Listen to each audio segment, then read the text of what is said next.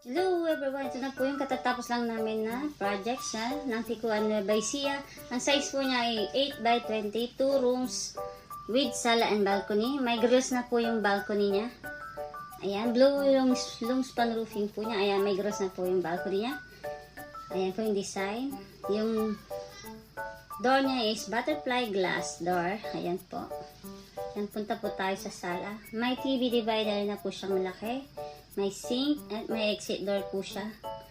Ayan po yung pinaka-design niya sa sala. Punta po naman po tayo sa attic room niya. Ito po yung attic room niya na design. Wood design po yung vinyl tiles niya sa sahig. Dala po kasya dyan. Ayan, sa mga interesado mag-avail po ng ganyan, PM nyo lang po kami. Bahay Kubo ang benta. With your location for fast transaction. Location namin sa Carlos City, Pangasinan po. Pwede River Luzon area. Nag-home service po kami.